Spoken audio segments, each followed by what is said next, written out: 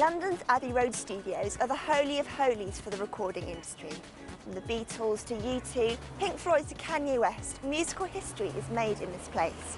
And today is no exception. Over there in Studio 3, some of the world's greatest Christian musicians have gathered. Together, they're responsible for 42 million album sales, 82 #1 hits, and a whopping 10 Grammy Awards. Their songs make up a huge part of church services across the globe. But what are Worship's elite doing in a North London studio? Apart from the obvious, that is. Martin, it's great to have you here. CompassionArt's your brainchild. What's it all about? Well, it's been an amazing journey. I guess 2 years ago we were thinking about what we could really do to impact some of these social issues around the world. As a band, Delirious, we'd been travelling to India and Cambodia and lots of different places and seeing a lot of poverty. And so you come away thinking, well, I don't have £1 million to give, but what I do have is a microphone and a bit of influence. And I've also got a lot of friends that I could call up to try and help me. So what had happened is that a lot of the songwriters had started writing together, I guess over the last 5 or 6 years. And that had been fantastic. And I just thought, well, what would it be like if we could get everybody, or 12 people at least, in one room together, write some songs, but not only that, but just give all the money away. You know, it's I think, just one of the best ideas I've heard in a long time, because, you know, a lot of times musicians and writers, we're not the wealthiest people in the world, you know, we really aren't.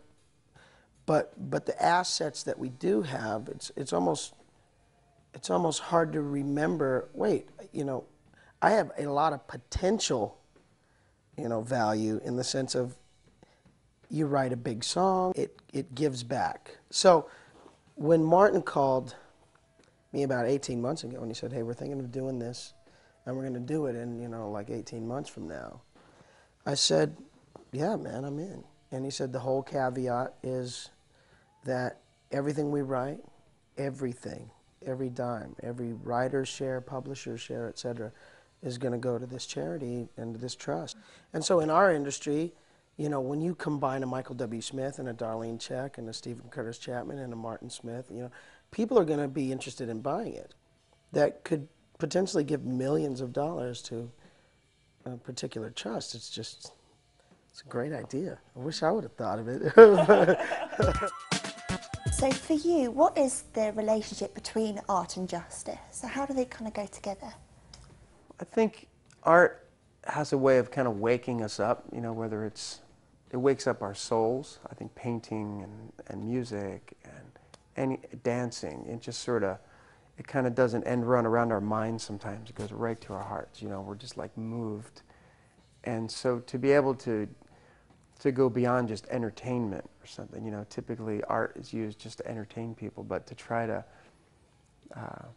use creativity and art and music as a way to sort of wake people up to a cause beyond themselves, something bigger than just, wow, this is cool, but something that you know, makes them aware of things that are going on in the world that God wants us to be involved in. And every one of us, whether we're a musician or not, whatever we're called to do, God is calling us to say, okay, Lord, this is what you've given me, how can I serve others? My vision for CompassionArt, related to what we're doing now, is that these projects will be hugely successful. And I think the big thing is, I think we can't forget, is that this project and what we're doing, my hope and dream is that this is going to inspire not just thousands, but hundreds of thousands of people of going, look what those guys did.